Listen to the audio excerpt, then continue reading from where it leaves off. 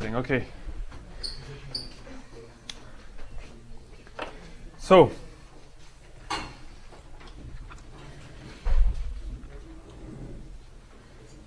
okay, let's see. I want to tell you something. So, the other day, one of my calculus students came up to me and said, "Hey, Federico, I'm applying to go to medical school," and so they asked me for a letter of a biology professor, and then a letter from a non-science professor. And so, could I get that letter? And I said, "What do you mean non-science professor?" So, so mathematics is a science. I don't know if you have to make sure everybody knows that. And we're going to act like scientists today, because we've been studying these rings and modules, right? Now, what would a biologist do? Well, measure something, probably, right? and that's what we do too. So we have these rings and these modules, and now we want to measure them. Because it's good to know, I mean, is it a big module, is it a small module, and that way we can tell them apart.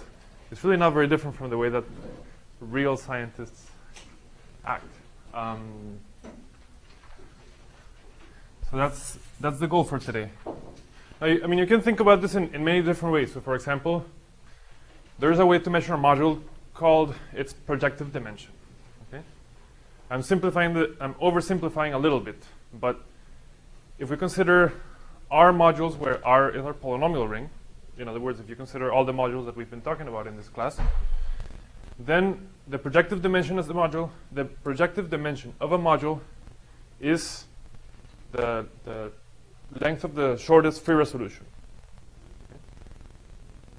So that's a way to measure how complicated the module is. How many steps did it take you to resolve it? Okay. So the way of assigning a number to a module is one of the kinds of things that we're interested in. We can think of that as a way to measure something. We're going to measure something different today, and it's something that we talked about a little bit already. So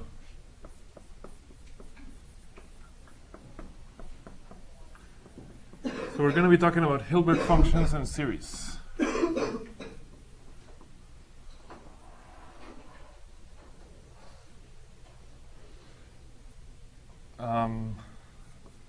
And the idea is that we're going to be measuring rings, or ideals, or more general modules, what have you. Okay. So how does this go? Well, first we need to make a bunch of definitions. So actually, the class today is going to consist of a lot of definitions and a little bit of content. So a ring R is graded if it can be written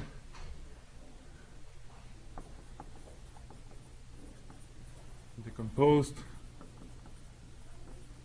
as a direct sum of what are called its graded components.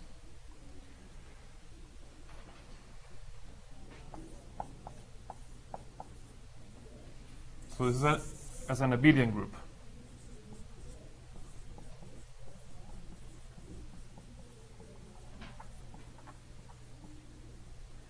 And so what I mean by this is that you can define some elements that are homogeneous of degree 0, of degree 1, of degree 2, etc., so that every ring element can be written in a unique way as something in part 0 plus something in part 1 plus something in part 2, etc. So far, I've said things only about addition. We haven't talked about multiplication, and that's why I'm saying that this is as an abelian group. This is only about addition, but there is a multiplication condition, which is that if you multiply something in degree I and something in degree j, you should get something in degree I plus j.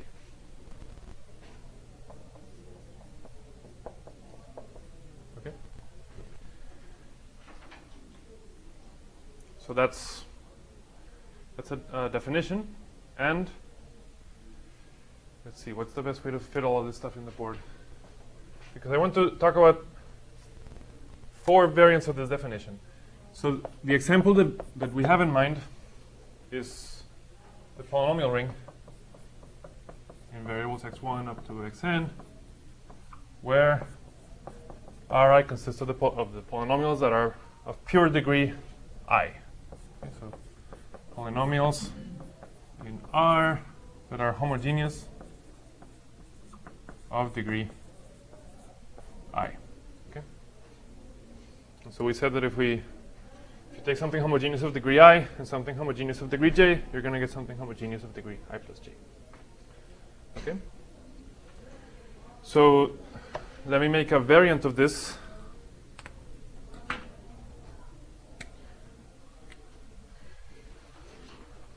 So now suppose that you have a graded ring. Now what does it mean for a module to be graded? Well, first of all, so an R module M, I don't know, maybe I should just separate these things. I'm just making a mess here.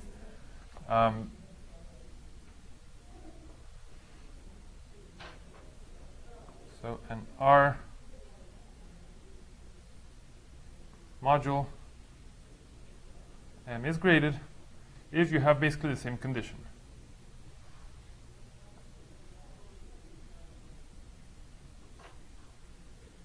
You can decompose it as a direct sum like this, as an abelian group.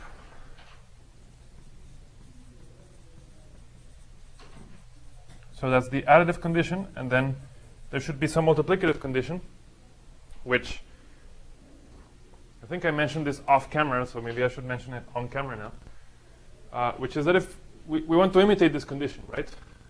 But it doesn't make sense to say mj is contained in mi plus j. The reason that doesn't make sense is that we don't know how to multiply two elements of m. Okay, this is a module.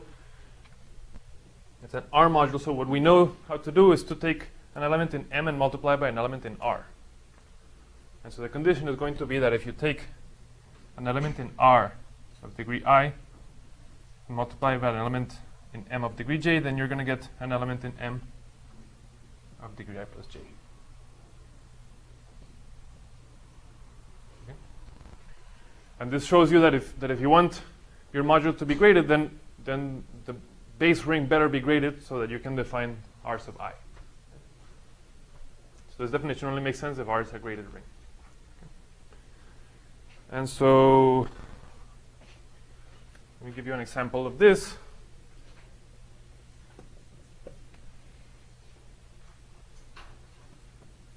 I mean, there's kind of a silly example, which is if I just let the module be equal to the ring. So that works. But I want to make something a little bit different so that we get used to it. And I'm going to denote it like this.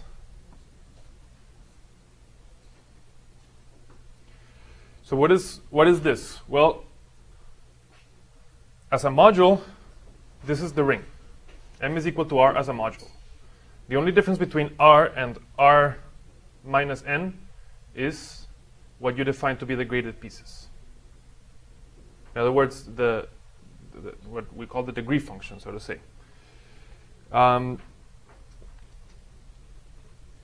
A very concrete way of thinking about this module is if you think about this as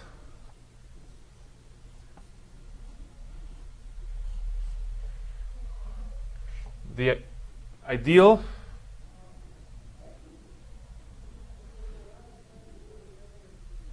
let's see, what do I want to say here? Well, so what's the idea? The idea is that M sub I is going to consist of the polynomials. So as sets, M and R are equal to each other. Okay? But now what's going to change is what I define to be M sub I. Okay? Because I define R sub I to be the guys of degree I, I'm going to define that to be M sub n plus I.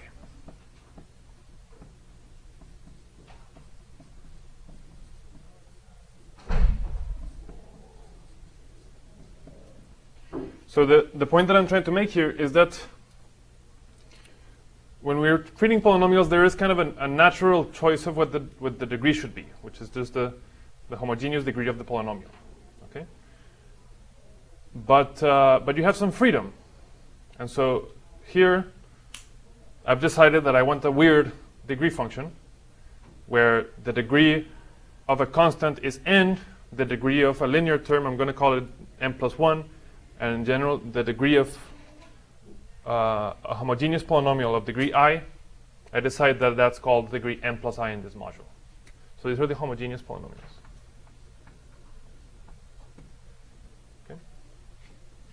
So for example, here's a homogeneous polynomial of degree 2. That means that this guy lives in m plus 2. Okay. So it's a little bit strange. But basically what I'm saying is that my first n sum n's are going to be empty because there's nothing of degree 0, there's nothing of degree 1, there's nothing of degree 2, etc. And only at degree n things start happening. So at what you might think of as fake degree n, you put things of real degree 0. At fake degree n plus 1, you put things of real degree 1, etc. Okay. So you'll see in a second why I want to do this. Okay. You're looking at me like maybe you might believe that this is a module, but you probably have no idea why I want to do this. Question? So your R is the same polynomial right up there? Yeah. And that n that's in the parentheses is not just n. Oh, sorry. There, right? Thank you. So this should be a different letter. Let's call it D. So I decided I don't even have D right now. So I just shift my degree by D. Okay.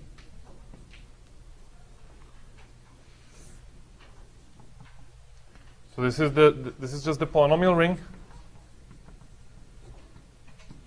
with degree shift D.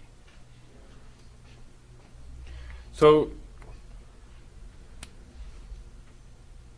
why is it that this works out? Well, because as an abelian group, things are still the same. I mean, you can write any polynomial in a unique way as something of degree 0 plus degree 1 plus degree 2, etc. in a unique way. So in M, that means you can write anything as, well, the first n terms are going to be 0, and then fake degree n, which is now real degree 0, fake degree n plus 1. In other words, this abelian sum decomposition still works fine. And I have to check that I satisfy this property. So let's see if I satisfy this property. Let's say that I take an element in R sub I. Okay? That means that this guy has degree I. I take an element of degree, an element that lives in Mj. That means that guy has degree D plus J. So if I take something in degree I and something in degree D plus J, I'm going to get something in degree D plus I plus J, which lives in Mi plus J. Okay? I'm sorry? Well, it depends on which degree you're saying. So maybe I should talk about real degree and fake degree. So real degree means the degree that we're used to, and fake degree means what M does. Okay? So I take an element in Ri. So that thing has real degree I. I take something in Mj. That thing has real degree D plus J. Sorry. Real degree J minus D. Yeah, you're right. Real degree J minus D. So when I take something of degree I and I multiply by something of degree J plus D, I get something of real degree I plus J minus D, which means that guy lives in Mi plus J. Thank you. So this works. I mean, who knows why Federico is doing this, but it works. But I should point out to you that this wouldn't have worked here. This works for the module, but it doesn't work for the ring. In other words, if I decide to shift my degree in the ring, that doesn't work, because if I take something of degree I minus D and multiply by something of degree J minus D, then I'm not going to get something in degree I plus J minus D. So this is something that works at the level of the module. So that's okay. So that's an example. Now, given this, I want to define Hilbert functions and Hilbert series, and I basically did that for you already. So, so the fact, let me just define it. So the Hilbert function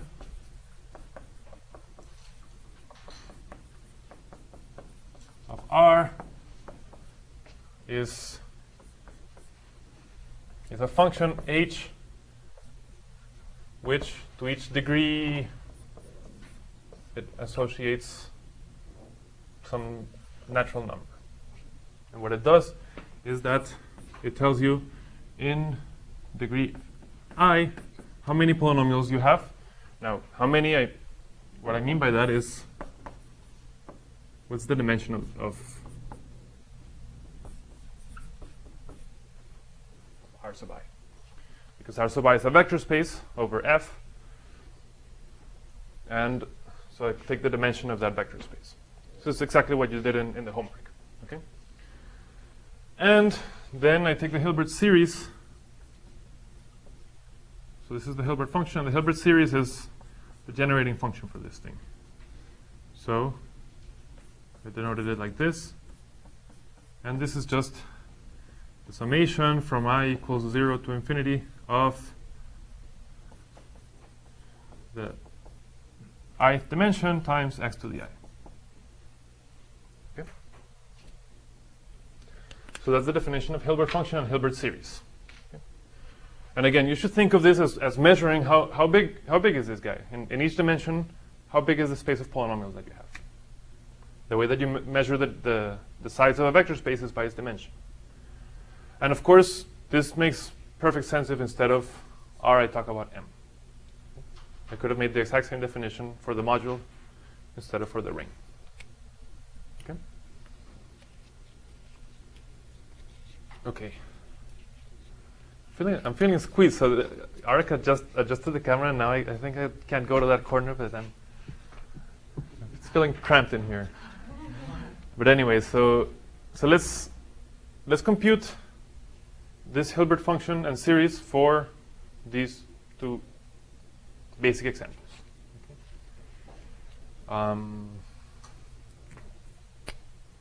Okay. So for example,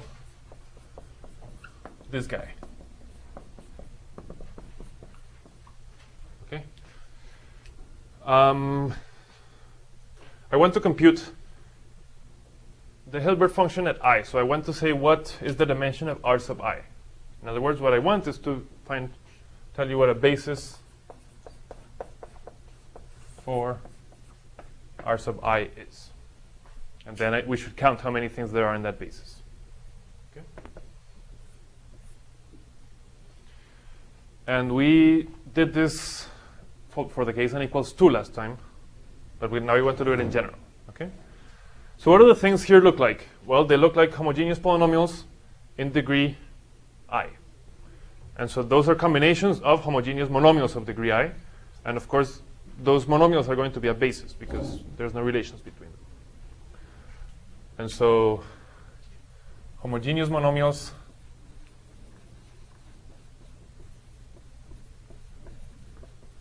of degree I, that's going to be my basis. Okay? And what do I mean by this? I mean the things of the form x1 to the a1 up to xn to the an, where the sum of the ai's is, the sum of the aj's is I.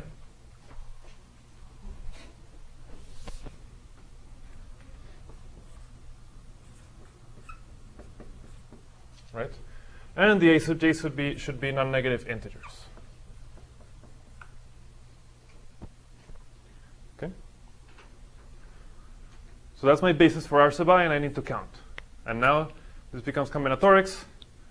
And Steve actually posted a link to the forum telling us exactly how to do this. Let me remind you how you do this. Basically, what we're looking for is the number of solutions to the equation. Right? So the dimension of this guy equals the number of solutions, the number of natural solutions to the equation a1 plus etc. plus a sub n equals d. Okay? A pure combinatorics question. In how many ways can you write the number d as an ordered sum of n natural numbers? Okay? So if you happen to be taking a combinatorics class right now, you probably did this today, or Yeah, this morning actually. really? That's handy. Handy like 3 days ago. But, you know. Okay, but how do you do this if you haven't seen this before? Then let me show you how you do it. It's a trick. Okay. Let me rewrite this equation as a1 plus 1 plus up to an plus 1 equals d plus n. Okay, that's an equivalent equation, of course. And so these guys were arbitrary natural numbers. That means that these guys are arbitrary positive integers. Okay? And so what I'm looking for is the number of ways of taking d plus n and writing it as a sum of n positive integers. So number of positive integer solutions to the equation b1 plus bn equals d plus n. Okay? And then you kind of have this clever idea of how to do this, which is the following. You take the number d plus n. Okay? And you write it as 1 plus 1 plus 1 plus 1 plus 1 d plus n times. Okay? I guess I should put dots. Well, I don't know. You can imagine that there's dots in the middle. Okay? Or that d plus n is equal to, I don't know, 12 something.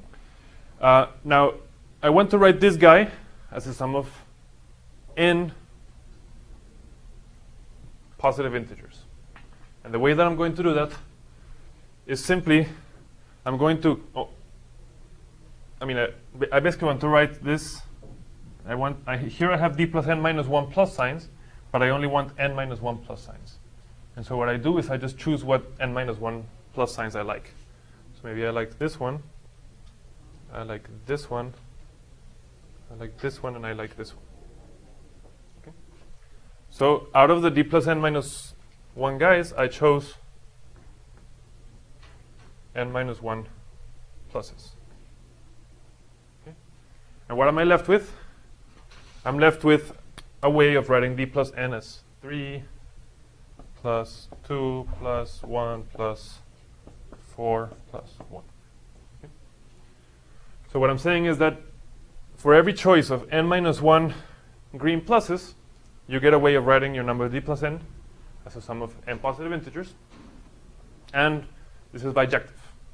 Okay? Any solution to this equation can be obtained in exactly one way, in this form. And so that tells me that this is the number of ways of, out of d plus n minus 1 plus signs, choosing n minus 1. It's a nice little combinatorial exercise. So this is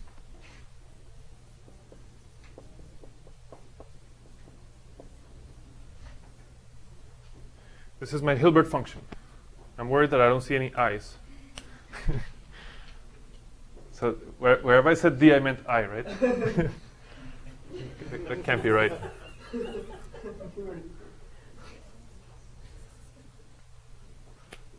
I. Okay.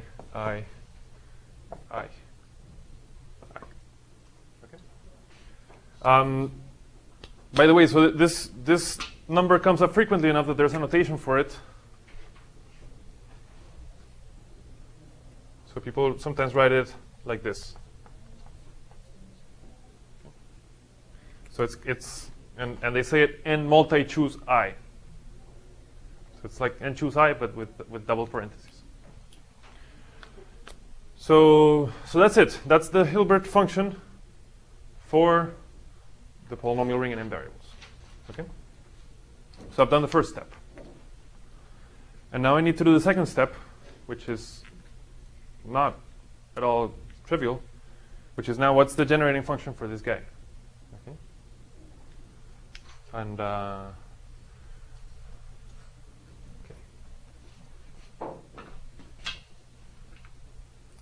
So let's do that over here. So what I want to do is compute the Hilbert function.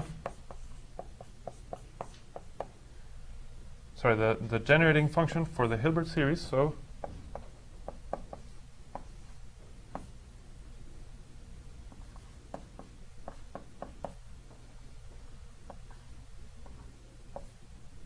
it looks like this. I changed things around a little bit. So trivial ways that I switched n plus I out of place.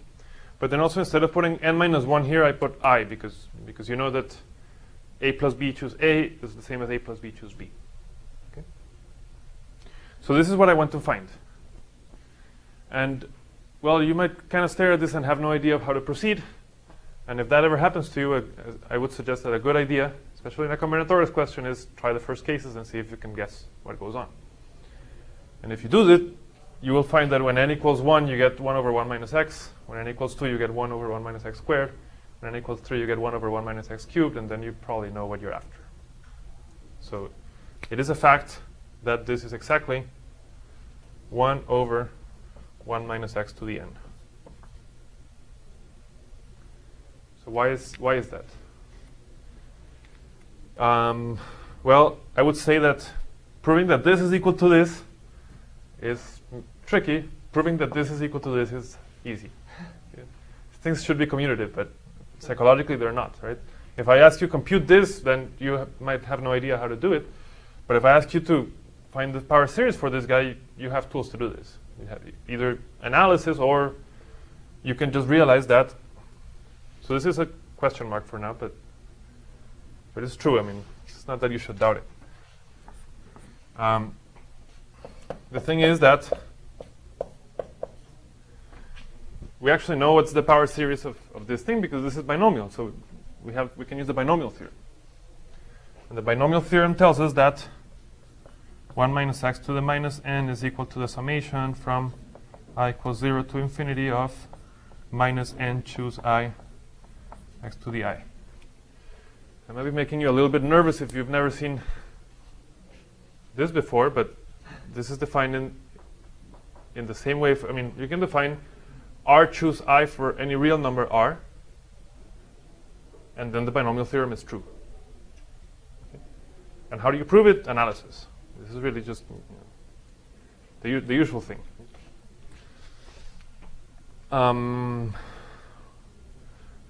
What's minus n choose I? Well, it should be this, right? So that's what we need to show.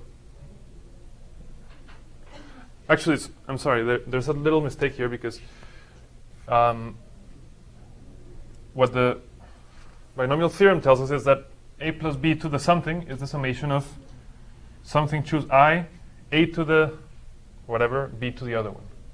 So actually, this is minus x to the I. But how do you define it from 0 to minus n? So, so I should tell you, this is the binomial theorem. And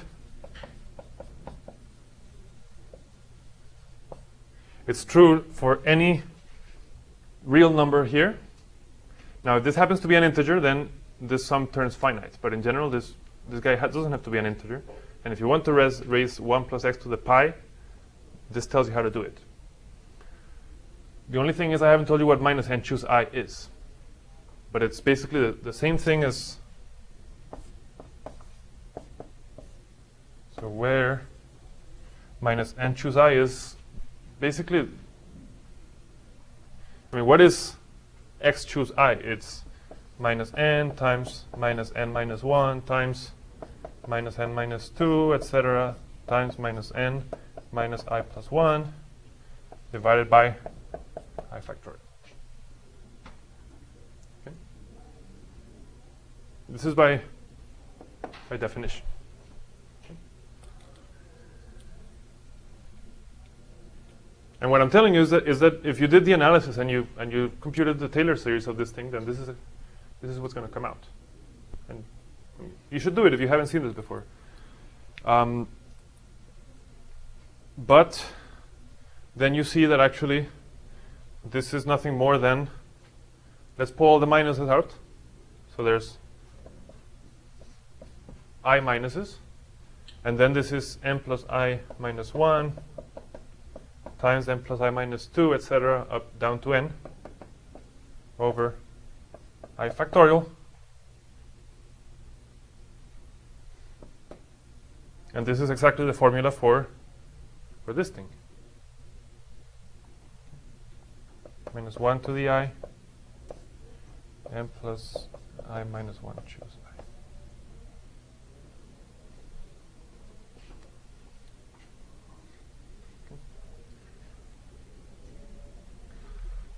I did this quickly, but I hope you see what the idea is. The idea is just kind of plug in and it works out. You can also do it by recognizing derivatives, I guess. Yeah, I mean, so that's what I mean when I say do the usual thing, is that the way that you usually find the power series is you just use the Taylor series, right? And you take derivatives, and when you take the derivatives, you're going to get these numbers. So when you use Taylor series, you're going to get a proof of the binomial theorem. I mean, that is how you prove the binomial theorem. But that's it then, because that means that the Taylor series of this thing is this guy, but minus n choose I equals minus 1 to the I times what we want. Okay? And so that's how we get that this thing is equal to this thing.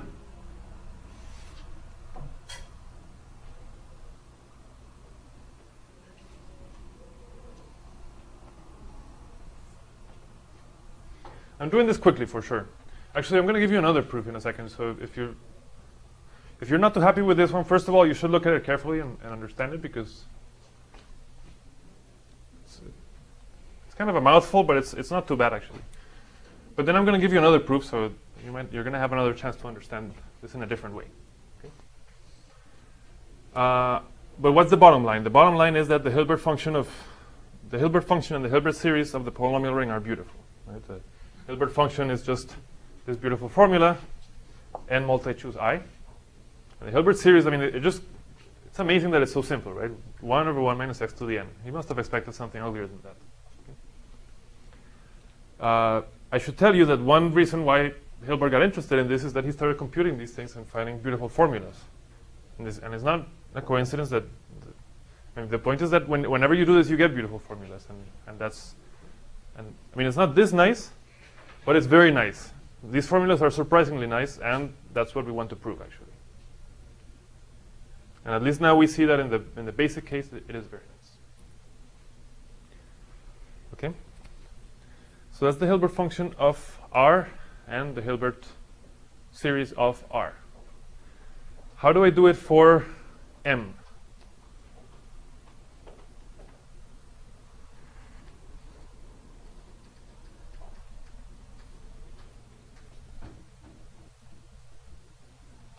I'm actually going to erase all this clever argument and just keep the answer.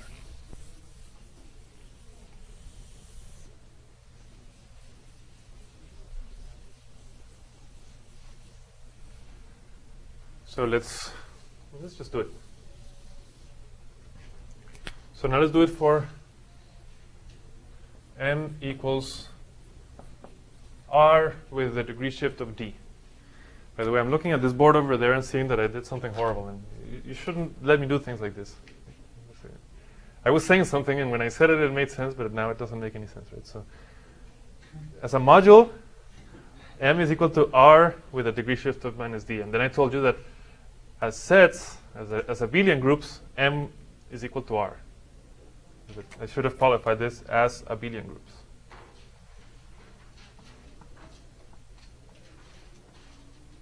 So the only difference between M and R is the degree. Okay?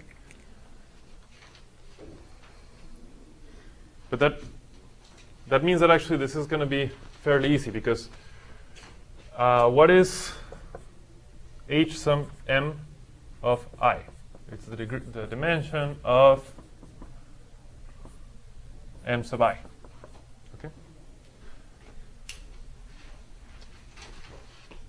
But what's m sub I?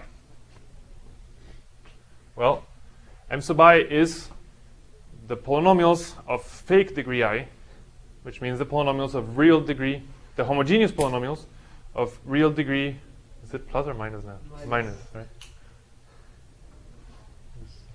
Yeah. I always get confused because we shift up by d and then we end up putting a minus here. But that's the name of the game, and we just have to get it right. And that means that we have to do no work here, because we know what this is. Right? This is just n multi-choose I minus d. Okay. So there's no issue as far as how to compute this. And now how do we compute the Hilbert series? So Hilbert series of m, Hilbert series of m, this is the summation of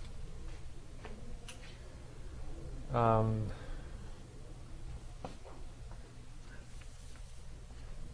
I equals 0 to infinity, the Hilbert function at I x to the I. Okay? So we need to compute this. But what's the deal here? The deal is that actually this sum says that it goes from 0 to infinity. But remember that m has nothing in fake degree 0, fake degree 1, up to fake degree d minus 1. The first guy that has something is d. Right? So actually this is the same as if we started at d.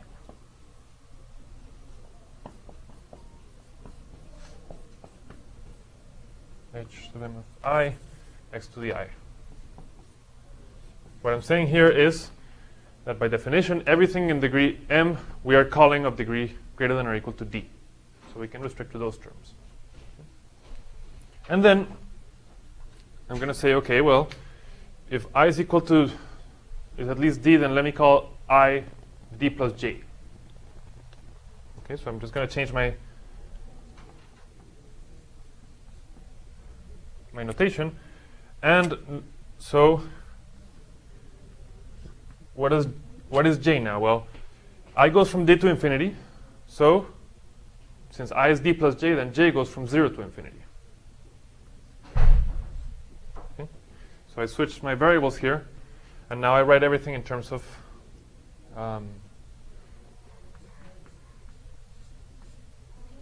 j.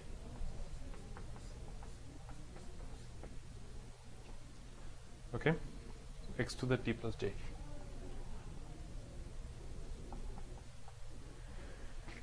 But now, what is hm of d plus j?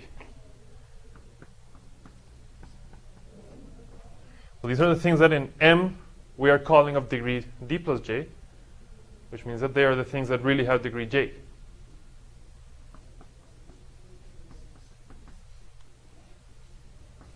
And let me just write x to the d plus j as x to the j times x to the d. And that means that I can factor x to the d, and I just get this extra stuff, which we know. So this is x to the d divided by 1 minus x to the n. Okay. So another beautiful formula. It couldn't be simpler, because the answer should depend on n and should depend on d. And this is kind of the best that we could have hoped for. So this is the Hilbert series of the module. Okay. So do you guys have any questions about this stuff? By the way, so I should tell you that if you are right now enrolled in combinatorics, then this is what the beginning of what's called generating function theory, and you'll see a lot of that there. Okay? Generating function is something that kind of walks in the border between combinatorics and analysis and borrows from both. which is what we did here. But that's good. So that means that we can compute the Hilbert function and the Hilbert series of these guys. And I should tell you that why do we like to do this? I mean, I think you'll agree that the Hilbert function is a natural definition. If we want to measure size, then, well, how big is the ith component? That makes sense. But how does this make sense? Why do we make a power series out of this and then put ourselves in the situation of having to compute these things? Well, I hope that the answer justifies the question, right? Because this answer is much more memorable than that one. Right? And the point is that sometimes you can take these sequences that are a little bit complicated, but when you put them into a power series, they look very simple. And then you can always go back and forth because you have analysis that tells you how to go from power series to coefficients. Sorry, from functions to power series. And that's the motivation of generating functions, is that basically it just gives you kind of another foot. It's like all of a sudden you have yet another tool that you can walk into and make your life a little bit easier. Okay, so those are some examples of Hilbert functions and series. Now, I want to soup this up now, which is why I didn't want to erase any of this stuff, because here we chose to pay attention to the kind of absolute degree of a polynomial, right? We said absolute degree 0, absolute degree 1, absolute degree 2, etc. But in this class, we have been dealing a lot with kind of monomial degrees, right? And we really like to say, okay, well, this term has degree 3, 1, 2. I mean, if, for example, the polynomial x cubed y z squared, if I ask you what degree it has, you might answer 6, or you might answer 3, 1, 2. And those are kind of two versions of the same answer. And so what I want to do is the same thing, but now allowing you the flexibility to give me the more complicated answer. And again, I think you'll learn to appreciate this, but right now it's going to just seem a little bit more complicated. Okay. So I can allow myself to grade by a number, but I can also allow myself to grade by a vector, which is the degree vector. Okay. And so we call this n to the n graded.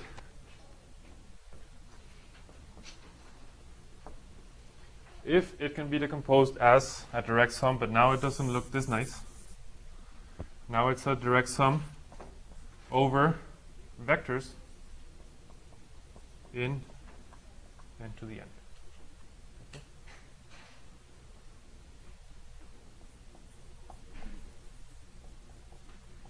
By the way, I'm going to use a convention here, and I hope to keep it, that if I do something that looks like a bold letter, that should be a vector.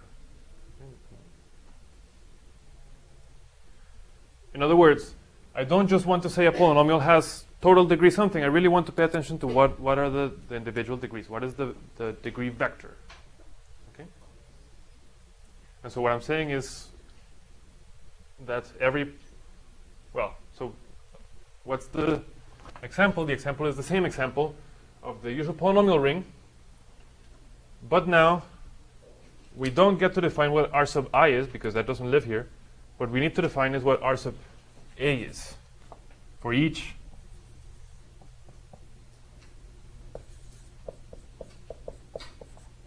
vector. I need to define R sub A, and R sub A is going to just be the polynomials in R that are homogeneous of, now not degree, but multi-degree A.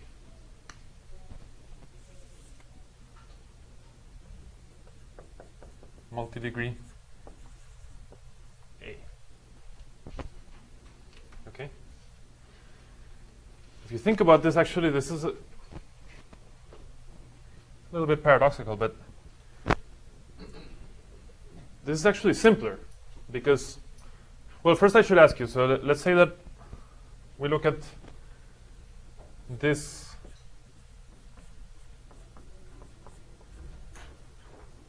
polynomial, okay? And let's say that n is equal to 2. So what R sub A does this guy live in?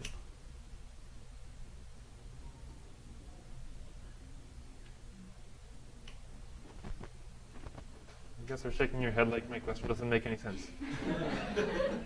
and it doesn't make sense, right? It doesn't make sense because this guy has degree 3, this guy has degree 2. And the things that live in these components are homogeneous.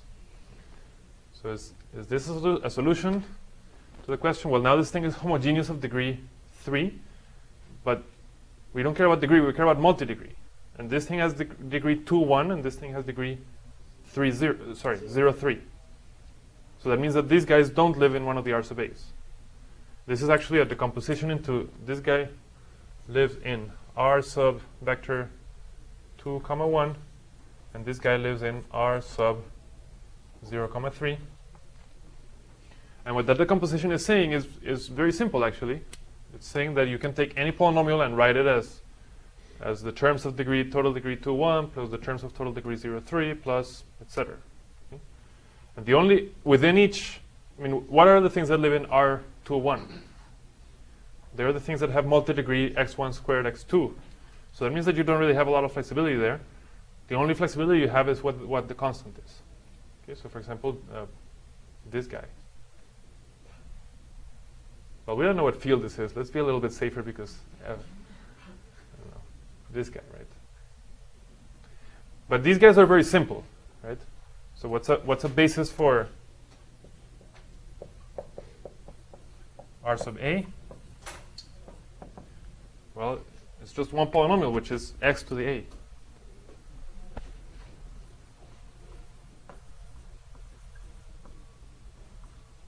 What do I mean by x to the A? Well, I mean x1 to the A1, x2 to the A2, etc.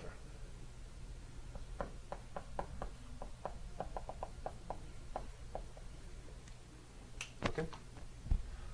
So that's my example. And I switched my notation halfway, right? So I really wanted these to be R of A. No, actually, that's where the mistake is. I want it to be R sub A in the same way that the other guys were R sub I's. It should be R sub A's. Okay? So a ring is graded like this if it has a decomposition. That's the additive condition, but we also need the multiplicative condition. And the multiplicative condition is the analogous thing. Right? It says that if you take something in multi-degree A and you multiply by something in multi-degree B, then you're going to get something in multi-degree A plus B for all A and B.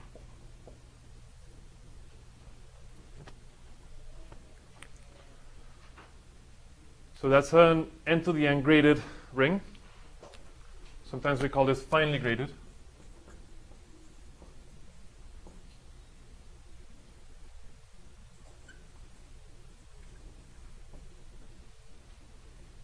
And sometimes you call the other way coarsely graded. Here the definition is exactly the same. N to the n graded if you kind of repeat the same thing.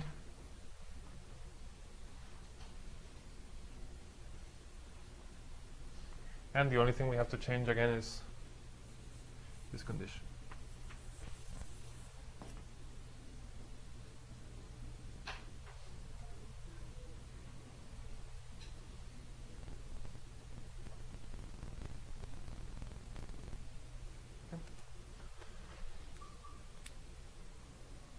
So now if we wanted to find an example of a graded module, a finely graded module, then what should we do? Well, we can do something similar, which is that when we are coarsely graded, we allow ourselves to shift the degree up by a number d. Here we can do exactly the same thing, but shifting now by a vector d. Okay. So if I just make all my d's kind of bold-faced, then I'm going to get a definition. So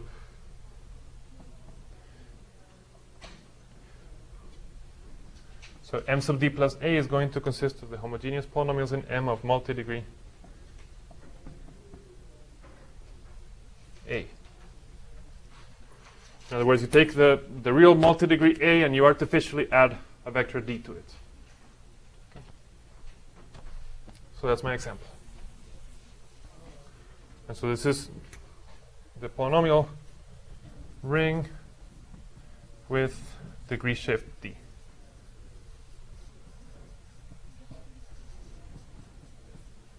Okay. And that means that now we can define also a fine Hilbert function and a fine Hilbert series. How do we do this? Well, basically we need to specify this thing not just for a number I, but for a whole vector. We need to say what are the things of degree A, of multi-degree A. Okay. So this is going to be a function from n to the n to n. To each vector, I have to say what lives in multi-degree A. Okay. And then I have to define my Hilbert series. But you see, here I was summing over I from 0 to infinity. Now I have to sum over all vectors A.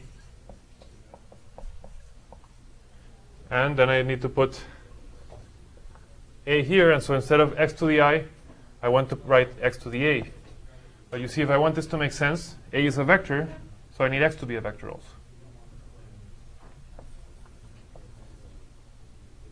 And so really this is a function in n variables. Okay. It's a function in n variables. And it's given by this thing. Okay. And so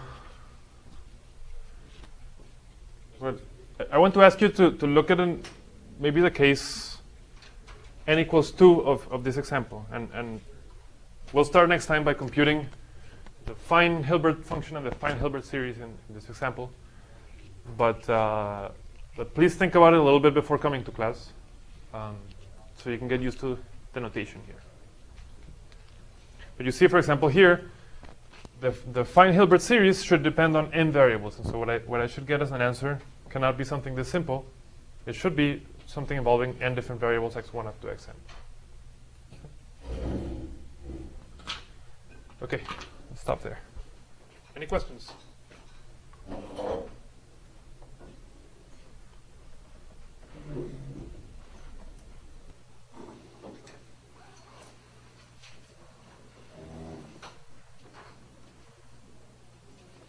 the function just be 1? I'm sorry? Why is this not? Because we're basically counting the basis vectors of type A, right? So if R is this guy, then this is 1. Right. If R is some other ring, then you might get something different.